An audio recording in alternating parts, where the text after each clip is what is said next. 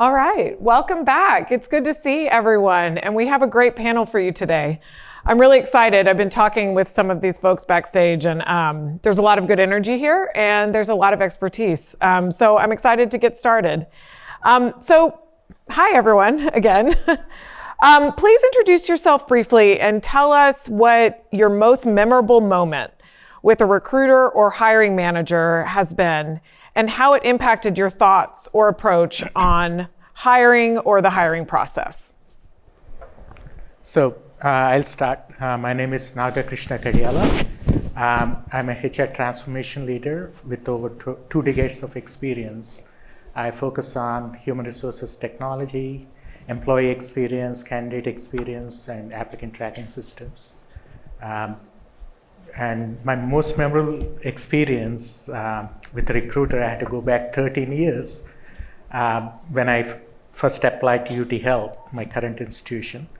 I hesitated to click that submit button for 3 days. However, it was a forceful, basically my wife said, you need to scale back on your travels, you need to stay local. So I clicked that apply button, thinking that no one is going to call me or find my resume. So after a few days, the recruiter, Linda, she retired. She's not with the institution anymore. She found my resume and made that entire experience so much better because she converted that negative experience of technology and that application process to much more meaningful. And she's one of the factors so that I took the job offer and stayed with the institution for 13 years. So that's a moment. And it really changed my perspective on technology. Technology is never going to replace the critical human element, that interaction. It can only enhance that interaction. Great. Thank you. Amber? Hi, good afternoon. My name's Amber Rabo. I'm Vice President of Learning and Talent Development at ABM Industries. ABM is a Fortune 500 company, about 130,000 people globally, and we provide facilities management solutions.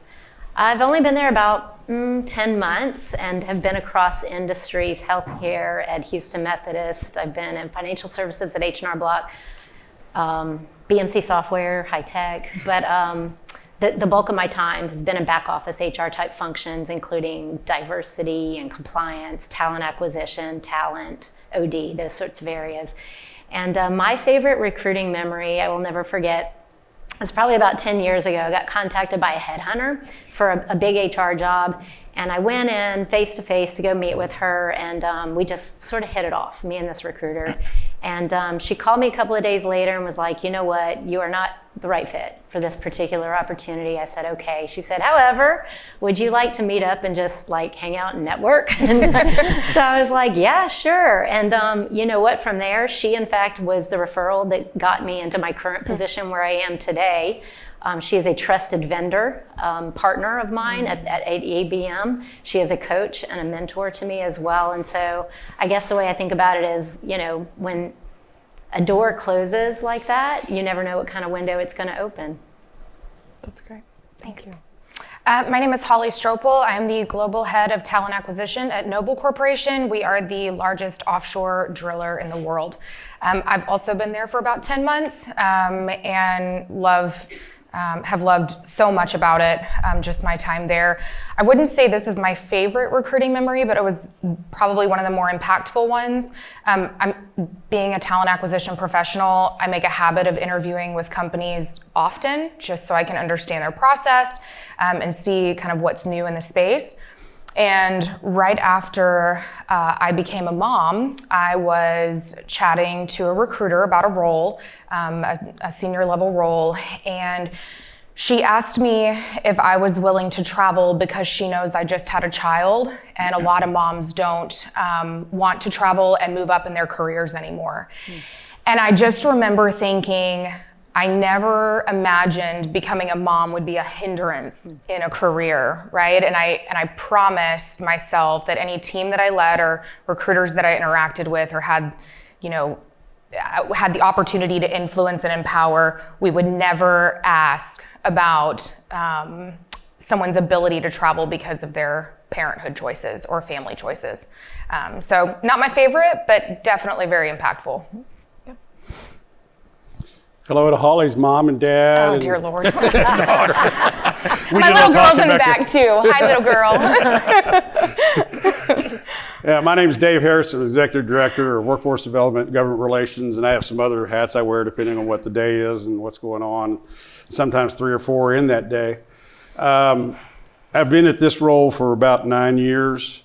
Prior to that, I was at a Fortune 300, and I had more job titles than Barbie's had careers there, both in operations and safety, and 3 or 4 roles in HR, both in recruitment, and et cetera, et cetera, et cetera. In my current capacity, we're contracted with the Department of Labor to build workforce development apparatuses, partner with over 100 employers, and we've put 26,800 and some odd people into employment since 2017 in that capacity. And partner with multiple other entities, and that ranges from both employers to CTEs, et cetera, et cetera, et cetera.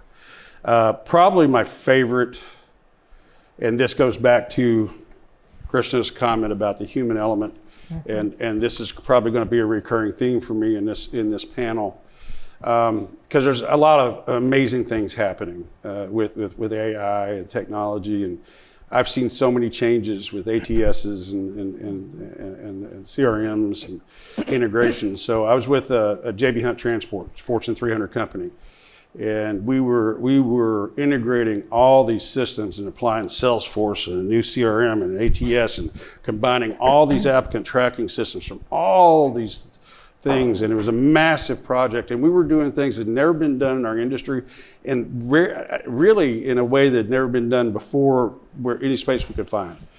And we're sitting there, and all these really smart people with big titles and things are all sitting around, and a mentor of mine, who's one of these people that if you met him, he could either maybe didn't graduate 8th grade or he had a PhD. You never know. And the way he talked, you weren't sure. And his name's Lloyd Phillips. He's passed away, rest his soul, dear friend, great man. And we're trying to figure a way through this. And this is millions and millions and millions of dollars and a lot of jobs. You know, this is a high pressure thing going on. And he and I would talk about every 3 or 4 days, and we would drink coffee together. He was retired, he'd just retired, and we were drinking coffee, and I was telling him about it, and all these things we were doing, all this technology we were applying, and all these things we were putting into it. And we kept on looking for ways of getting people and bringing more people in and getting people. And he said, you know, sounds like you're getting bigger trucks, better trucks for pumpkins, and getting more pumpkin pickers, but you don't have any more pumpkins. Mm-hmm. You're forgetting about the pumpkins, the human element being the pumpkin. Yep.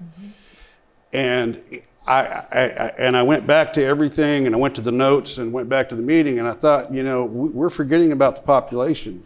And we're literally in a business where we're robbing out of people to steal from each other. And we're not building an apparatus to grow, to train, to teach, to find new populations and those kind of things. And all this technology and all this tracking and everything else is to track the same people over and over again. And you know, and we're spending a lot of money to get bigger and better trucks and to get more pickers, but we're not getting more things to pick. We have to grow our own. So that was the most profound thing. He said it just like it. It was very simple. It was perfect. It was elegant. I stole it, went right into a board meeting. I said it just that way. The CFO and COO at the time looked at me and said, you know, you're right. And it changed everything we did. Yeah. I love hearing these stories. It really demonstrates how impactful a hiring manager or that moment can be for someone's career, even whether you're getting your first job or much later on. So thank you for sharing that. So all of these questions are for all of you, but we've kind of selected some people to kick us off. So the first one's going to be for Amber. So can you talk a bit about your approach to developing targeted interview guides? What are some of the best practices you found around building a strong relationship between recruiters and hiring managers so that the hiring process and candidate experience move forward as smoothly as possible? Yeah, so coming from the learning and talent side of things, and having been in talent acquisition and overseen that, I think I would be remiss if I just focused only on the recruiter and the hiring manager, because there's so much more in between. And the way I kind of think about learning and talent development is we're a little bit like the grease in the wheels between that process, in that, on the front end, we're helping define process. We might be creating checklists for hiring or for onboarding. We might be training the hiring leaders on how to hire within the law, or here's a QRG for how the ATS works to do your requisition. So I think that, in those ways, it's really sort of a three-pronged approach, maybe, in order to have a successful hiring experience, both for the candidate as well as the organization. And then, getting back to interview guides, that being one of the areas that learning and talent development may contribute. What we are having a ball doing right now at ABM is using AI as a means to create them. Mm-hmm. So, and y'all, you probably all done it already, but to be able to just take our values, some of our success behaviors, our job descriptions, pop it into a template, add in a few prompts, and for it to be able to spit out a really fantastic custom piece of work in no time flat has been incredible, and really started to change the way that our recruiters are operating day to day. Mm-hmm.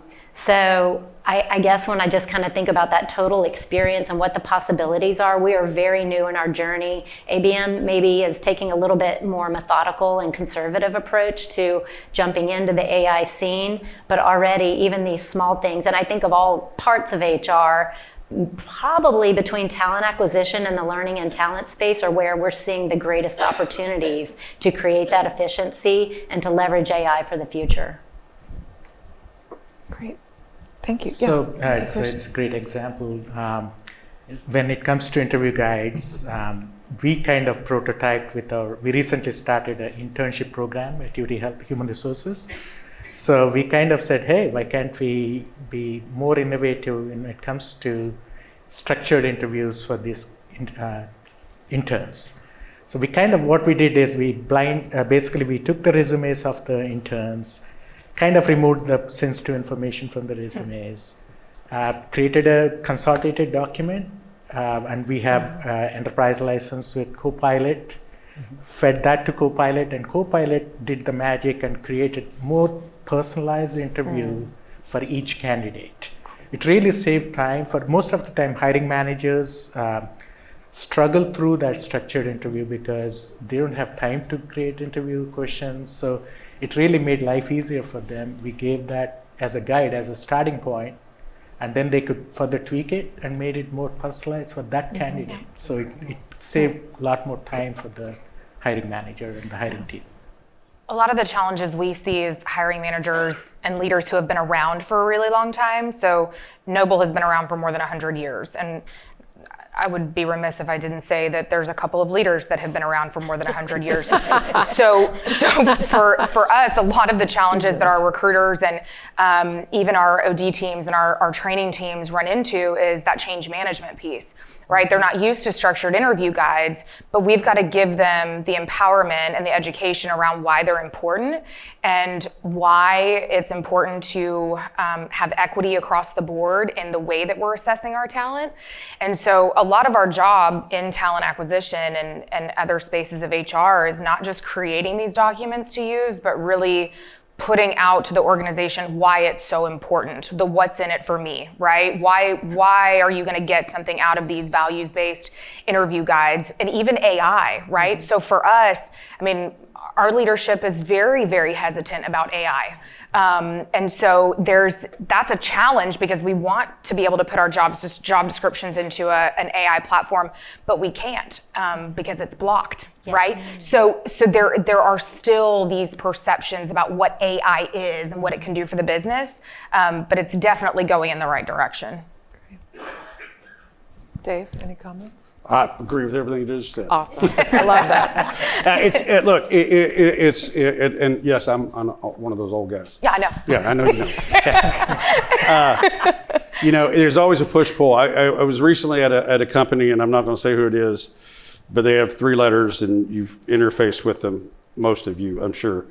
And they have a disconnect. And see if those who've been around for a minute, see if this sounds familiar at all, especially from the HR side and the operations side. There was frustration from operations level where they said, we're just not getting enough qualified candidates to talk to, or the ones we're interviewing aren't great.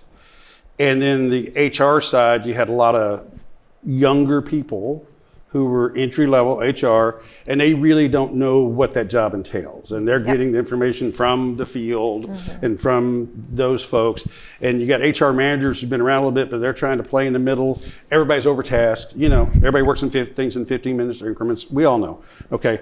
AI helps with that. AI can help with those things. AI can drive those things, but you gotta have the human component in it. The field has got to qualify those measures every single time. The problem, they did an AI driver on it. The field hadn't really qualified it, and it went back to the same problems they were having when they had somebody who didn't know much about the job, who was screening resumes manually, looking for keywords only, and throwing resumes out, not understanding context. So I said, let's all walk down there and go look at the resumes they threw out and see how many of them you would have liked to have spoken to. And we did. We took a sample, and I had about 25 people from the ops levels who went, and literally we took an hour, and they went through it. And 30% of the resumes that were screened out at the entry level, they said, I would have talked to this person in a heartbeat. Yeah. Yep. So it's the same thing as before we had the AI, and you had people who were literally, before scanners, and our hiring managers were having to go through. I remember going through 80 resumes, and you're not reading all of them. You can't. That doesn't work that way. So there's a proviso, coming back to the same thing. It's got to work in concert. In your case and everybody else's case, it's got to work in concert. You have to educate. They have to know what the value of it, because it can help them. It can save them. It can save everything they're trying to do, but they've got to work together in it, or it will not be effective. Garbage in, garbage out. Yeah, I mean, it's an interesting kind of dichotomy, because in some ways, some of your experiences are that AI is actually helping you customize better, which is kind of contradictory to what we think. But at the same time, humans are still highly needed in the entire process. Right. Yes. So I want to take, y'all started talking about AI in terms of the interview guide and kind of that beginning process. But, and maybe Naga, Krishna, you can kind of take the baton and keep this conversation going about how is AI and technology aiding the rest of your job in terms of recruitment, things like that. Yeah, so AI is really making hiring faster, smarter, and easier. And we realized at UT Health, we are big into AI as a whole, as a health institution. It's not just human resources, even on the personalized medicine. So we're kind of taking the lead from the health side, health system side, and we realized one size wouldn't fit all. So we are trying to meet where recruiters, candidates, and hiring managers are. So from candidate perspective, we have deployed a career bot that sits on the portal that would help the candidates to upload their resume, matches their profile on the resume to the relevant jobs that are available. And it will also nudge them to click that apply button if it suits their profile. So if you look at that interaction, we are making sure the person is not dropping off and helping them to click that apply button. So it's a win-win situation on both sides. On the back end side, we have an AI-powered interview scheduling agent that negotiates the better times between candidate and the hiring teams to schedule an interview.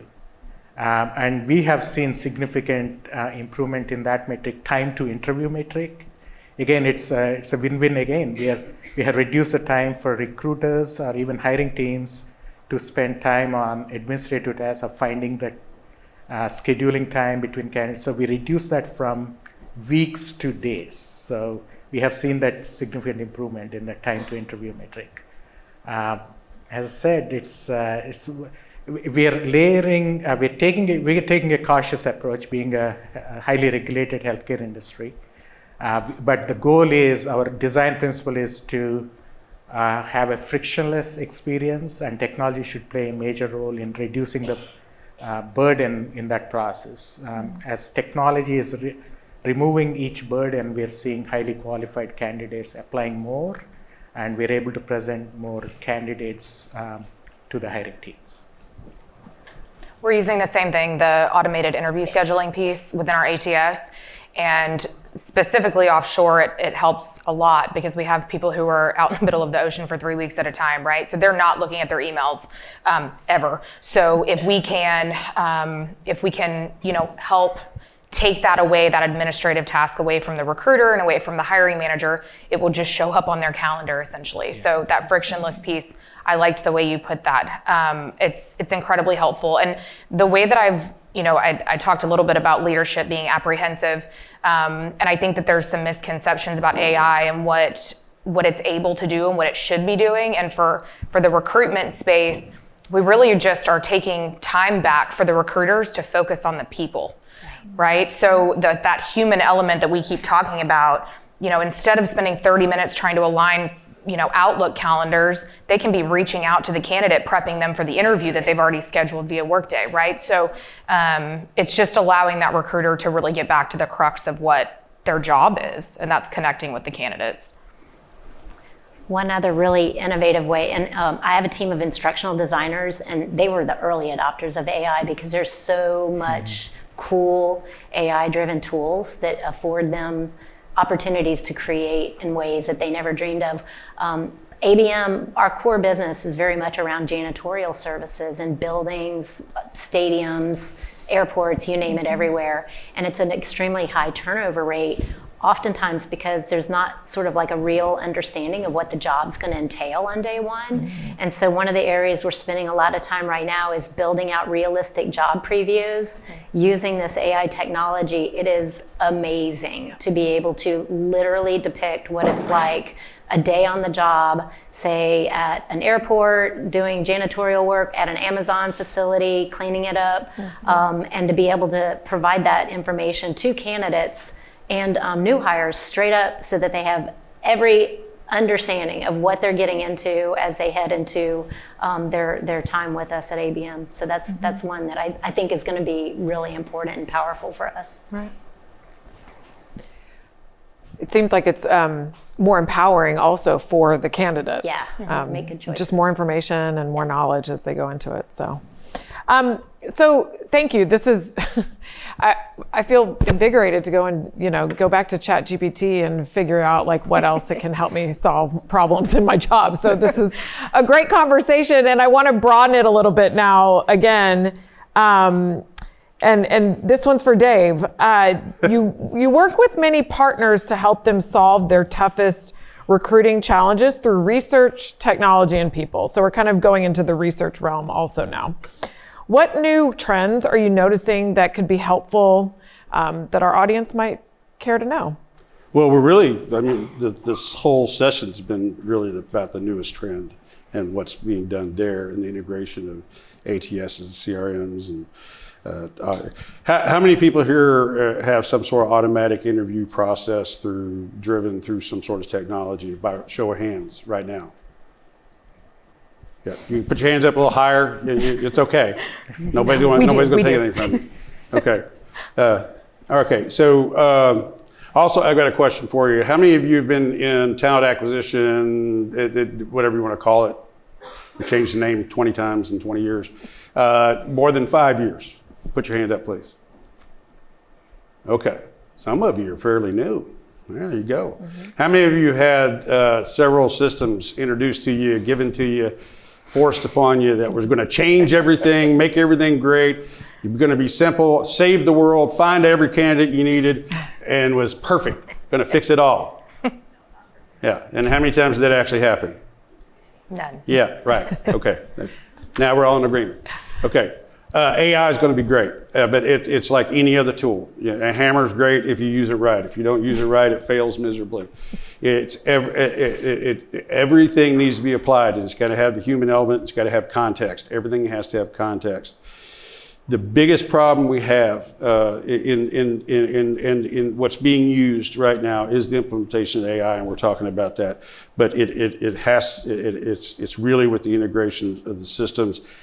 And what's most important is where skill-based recruiting and identifying populations with skill-based recruiting and employment is replacing the old norms. And I don't care what occupation. You say skills-based, this is a no-collar label. It's not blue collar. And if you think in blue collar, you really need to get out of that thought process. If you look what Microsoft and Oracle and everyone else has done, if you look at we'll take cybersecurity, you take every CISSP, every level of CompTIA, every level of certification in that whole spectrum. I can marry you up with Safal, who has offices right in Houston, that has a contract with the Department of Labor, and they offer certification training for 90% of that without having to go to college. The biggest problem most recruiting, hiring efforts for most employers have is they have really bad research and analysis on populations, because they do the same things that we did before. It's like going back to my what I said about the pumpkins. We don't understand the populations we're going after, and we're trying to steal the same people from the same people over and over and over again. And what we also fail to understand is that we're no longer competing with just our competitors in our same industry space. That went away. That went away before COVID. If everybody remembers before COVID how hard it was to hire people, because everybody was competing with every other industry. And the talent pool has changed. The attitude has changed. And it doesn't matter who you're talking to. I spoke at Thurgood Marshall Foundation, workforce development, and talked to every single student there. Every single one of them I talked to individually. In Birmingham, Alabama last week. I talked to transitioning service members probably in the tune of, my organization talks to somewhere in the tune of 20,000 a year at a minimum.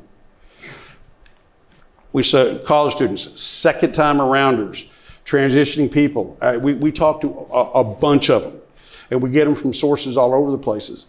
And the attitude is different. If you've been at this for a while, you know this. The thing that they're looking for and the thing that we're missing is, one, they're looking for articulation of career path. And we're not real good. We're not real good as in industry segments at teaching the people who are talking to them how to articulate a career path for them with your companies. That's an educational term. AI can help with that. But once again, can't be garbage in. And I'm telling you, it will help dramatically. It will make a big difference. UPS. Is anybody from UPS here? We started working with UPS and Registered Apprenticeship, rebuilt their program 2-3 years ago. And now we're doing about 14 different occupations with them, and they were still having challenges. And great paying jobs, amazing benefits. You'd think this is 15, 20 years ago, they've been standing out the door coming in. Now they can't find enough people. And the biggest thing we did with them is we got them to change how they articulated career pathing. They had so many wonderful stories of people who entered in this position and they ended up as a VP over here. They ended up over here. And it's a lattice, not a ladder. And so we got them to start telling that story, and we got them to educate their own people at the entry point, so that people knew, hey, look, if you do this, there's an opportunity. We're not guaranteeing you this is going to happen, but there's opportunities to do this. You're not stagnant. This isn't your fixed point. So those kind of things have to be built into the AI systems, into the integration, into the front, and in the commonality between people. Tell the story. Tell the story up front. So the two things that are happening is, one, the human connection of telling stories up front. When I see somebody that hello, sorry about that. When I see somebody that I relate to and I connect with, if you're trying to recruit out of a population and maybe you're trying to expand, because we're recruiting out of the same populations, you got to expand to new networks. And there's people who in their brain never thought about being in your field or your field. They don't see it. They've never seen it. They don't understand it. I just worked with a group that they did the survey, and there's a whole rail system and rail yard right in this urban area. And not one person in a high school that is within 3 miles, and there's 4 high schools, ever considered going to work there. Yeah. Ever. And so they've changed their entire marketing strategy. And now they got people literally coming to them online, looking at things, and the first thing they're doing is they're introducing themselves, and they're communicating a pathway, opportunities. And people who they can relate to are telling them, look, this is what you can do. Yeah. So you combine that with the AI, that's the newest trend if you really want to recruit and find new populations. Yeah. If you're not able to articulate the career path and use these tools, you're not on a competitive scale with those who are. That would be the biggest trend I see that the ones who are really out front are working with. The other thing is those who are literally looking at populations and using training and certification as opposed to education as being their benchmarks. Yeah. Yes. Yeah.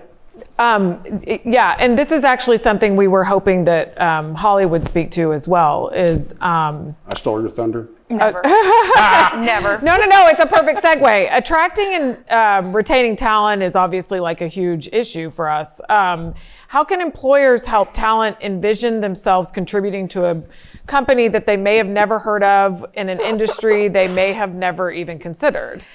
Yeah, so I think Noble is a perfect example, is offshore drilling, right? I think, we run into it a lot of perception of our industry, what we do, how we do it, dangerous, dirty, all these different things, right? So we're at the very foundation of just educating people on what it is our organization does. The tough thing that we encounter is we've been around for more than 100 years. We are the only player in the industry that has kept the same name for over 100 years. That's a beautiful story when you think about it from an employer branding perspective, right? The other fact that we're headquartered here in Houston, and I guess that less than half this room has ever heard of us, that's a challenge that we're up against all the time. So the things that our OD team who is here and the talent teams and learning and development that we're all trying to work on is develop the who we are and what it means to the candidate market. We started our internship program. We're starting our first one this summer. The team was super pumped to get approval to do an internship program. And I won't name the leader, but the leader looked at me and he said, but we don't have any entry-level roles. And I said, well, I don't care because people don't know who we are. So we're gonna, even if it's just a pure branding activity, we need to have an early careers talent program, right? And that got people on board. That resonated with some people. But just telling the story of who we are and what we do, and then putting faces to those stories. Right now we're working on a brand new careers page, and we're sitting in meetings and we're talking about our fleet status report and, doing profiles on our rigs and all this kind of stuff. And I continue to say, where are the people stories? When are we gonna fly out to the rigs and interview these people, right? They're, oh yeah, let's do that. So it's a get stuff done industry, right? The people are what gets it done. So we have to make sure that we're focused on those people. The BPs of the world, they do a phenomenal job at telling the story of their people. That's the only way we're gonna allow you all to envision yourself in our organization, is if we show people who look like you, who have the same experience as you, who come from the same places you do, and then tell their stories. Thank you, Holly. So does anyone else have anything to add about how to recruit people into an area that maybe they never thought that they would ever work in? Or just how do you tell your story about the great work that you do?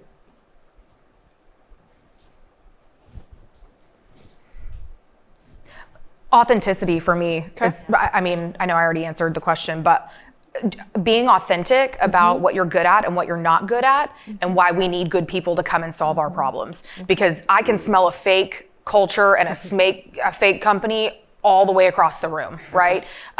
When they come in, what does that candidate experience look like? Does the hiring manager have their camera on when they're interviewing them?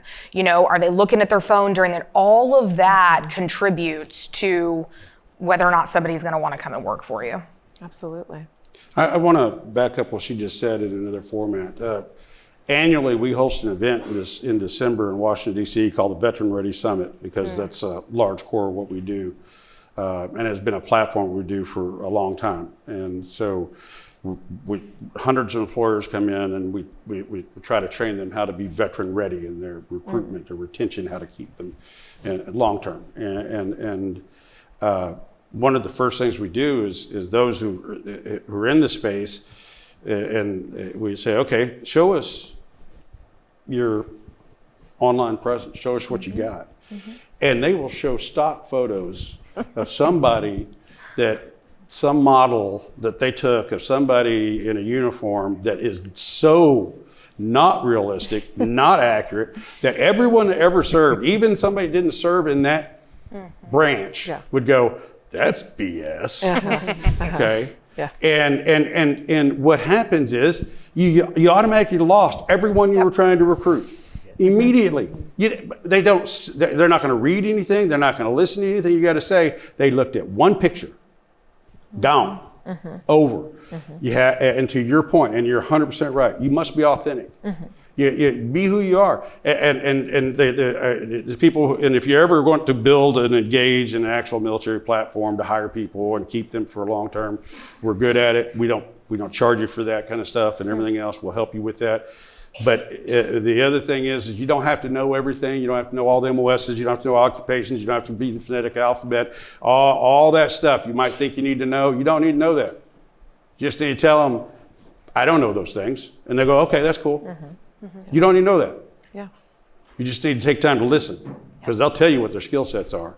And it's not shooting people. It's leadership, it's management, it's overcoming obstacles, soft skills, those kind of things. Things you kind of need all the time. Right.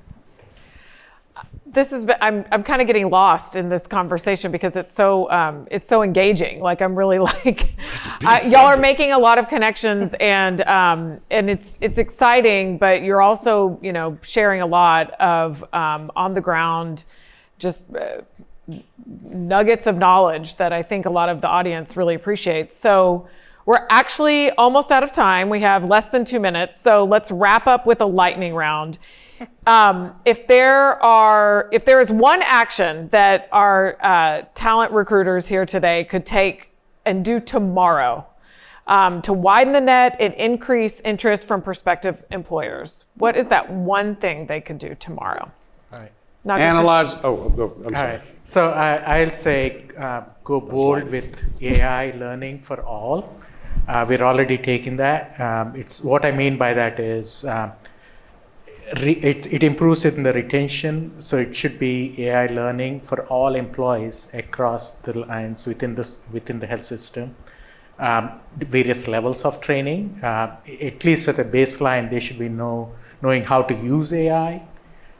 It helps with the future-proofing their skills and also with the retention. And I think retention helps in attracting the talent. Okay. So AI.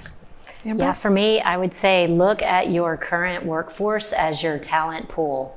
And, you may not have fancy technology that's like an internal marketplace for them to apply for jobs. But for us, there's one thing that we did. It was just putting new jobs being posted into a little newsletter and sending it out to all employees so that they can see what opportunities are available for themselves, make application as fast as they can. You can do it super quick, and you never know what's going to come out of it.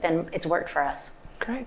Thanks. We didn't get to inclusivity, but AI is a significantly helpful tool in removing bias from the recruitment process.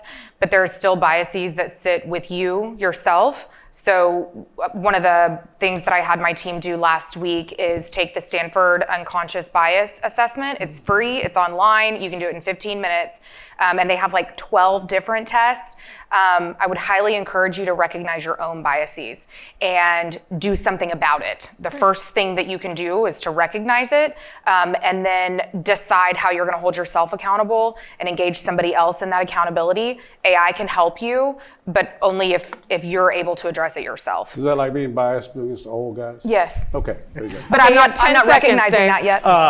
Analyze and research the populations you're trying to recruit from and new populations you want to. Context and understanding matters. You can't recruit from them if you don't know what gets them. Right. All right, this was wonderful. Thank you so much. Let's give our panel a hand, please.